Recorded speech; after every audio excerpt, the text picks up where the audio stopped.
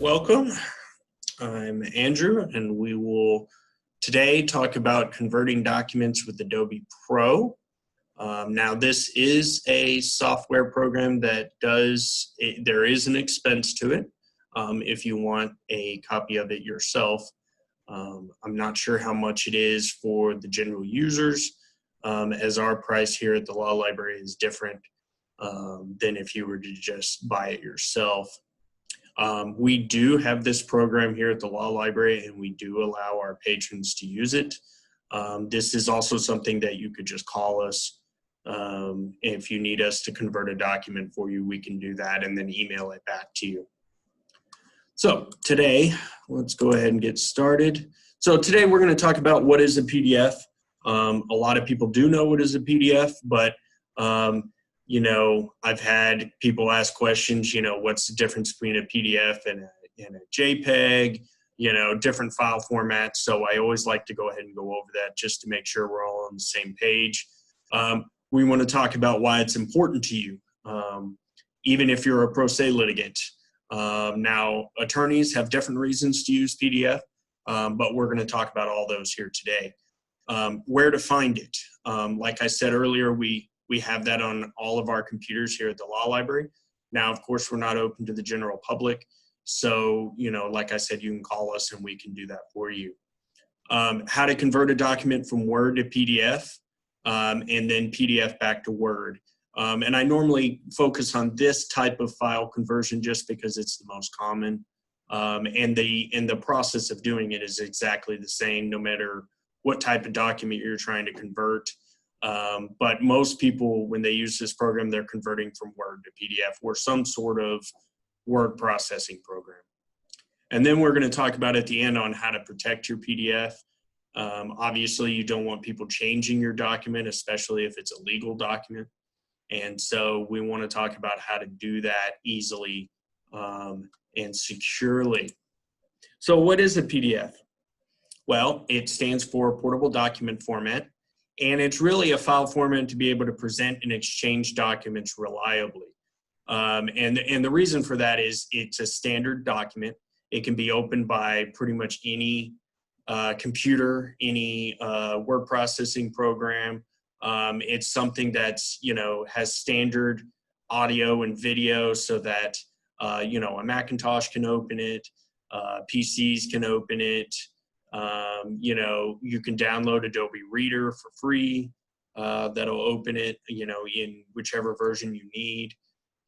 So the reason for it is for standardization. Okay. So why is it important to you? Well, you know, a lot of people are going to e-filing, and especially for attorneys that are now required to do e-filing, you need to have your document in PDF to be able to do that. And so that's, you know, why it's important to attorneys, but it's also important to pro ses because of the next two reasons, security and compatibility. And we've talked about that a little bit, but security, because obviously you don't want everybody, you know, editing your document, in some cases even viewing your documents. And so you want to be able to have that security. And then of course, compatibility, like I mentioned, because it's a standard file format that everybody can open. But also for e-filing, you know, some pro ses do want to e-file, especially maybe right now, that they don't want to come into the courthouse because of, you know, COVID-19 concerns. So, you know, having that, knowing that you can do this in PDF and being able to e-file online is important.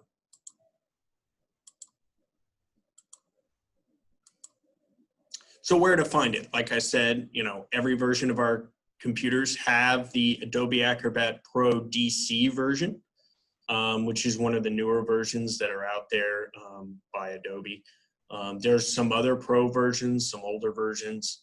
I think there's even a new version that's out. But regardless, no matter which version you have, this functionality will be able to apply to that. And like I said, it's free for everybody. So at the moment, you can call us and we can help you do that. And then just a quick tip here, when you're doing this, if you have both Reader and Adobe Pro on your computer, you know the difference in logos. because that's going to be important when you're trying to convert. So the Adobe Pro is going to be the white Adobe logo. So it's going to look like that. Maybe not with the Adobe Acrobat Pro DC words there, but it's typically the red logo with the white background.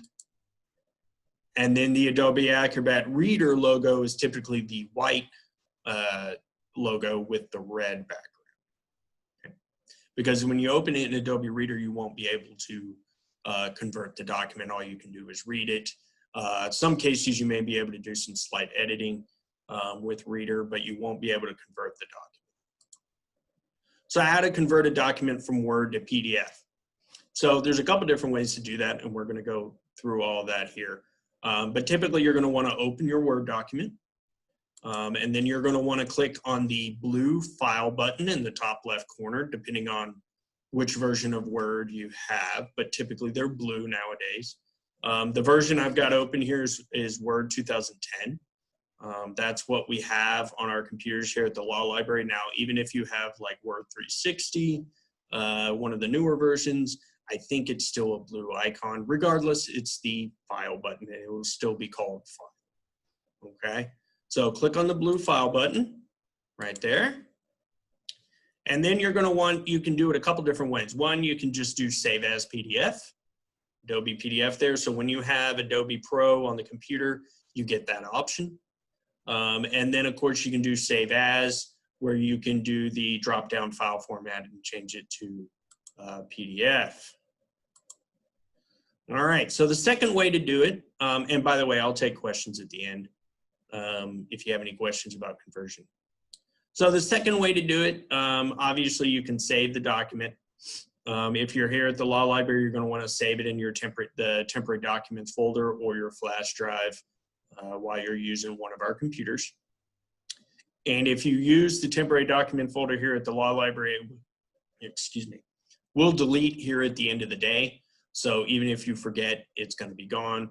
Now, of course, right now, if you call us and we do it for you, obviously you don't need to worry about that because we'll send it to your personal email, and you don't need to worry about that. So the other way to do it, obviously, you can hit the Save As type and select PDF. Obviously, remember to title your document so it's something that you can remember, and then go from there. So you can also right-click on the document. You don't have, so like let's say you don't have the document open, and you want to right-click on the document, say you're completely finished with it, and you just simply forgot to do it while it was open.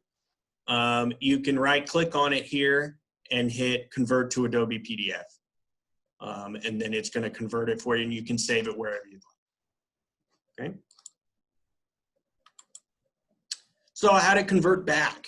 Let's say you already converted it to Word, and you realize, or I'm sorry, converted it to PDF, and you realize that you have some changes you need to make.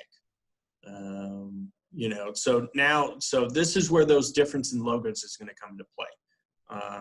So you can open it in PDF, or you can right-click on it like it is here, and hit Open With, and you're going to want to select, obviously, the Adobe Acrobat with the white logo. And then once you do that, again, your File button, again, top left corner, do Save As. And then once you do that, you'll be able to change the file format there at the bottom and select Word document. Okay, so again, you do got the two different versions of Word. So if you've got one of the older versions, 97 to 2003, I can't imagine too many people have that anymore, but it's on there, and that'll save in .doc. And then, of course, you can do the regular Word format, the current version, which is .docx. And then you can save that. So now you'll have another Word version. Now, I would recommend when you are converting from Word to PDF the first time, always try to save a Word version of the document, just so you don't have to do this whole step of converting it back.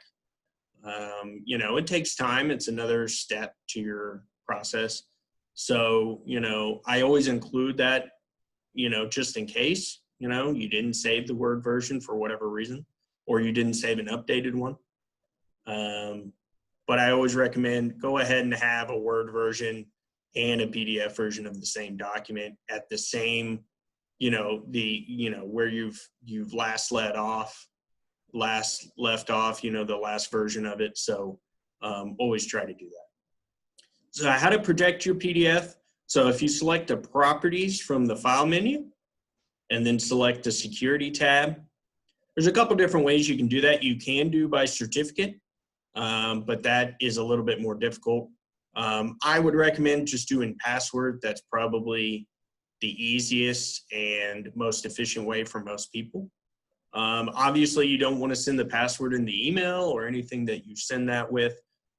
You want to send it a different way to the person that you want to open it, but they would need the password before the file document would even open. So for instance, if you emailed it to somebody and they downloaded the PDF document and they tried to open it, you wouldn't be able to see the document at all unless you had that password. So it'll just come up with the dialog box asking you for a password.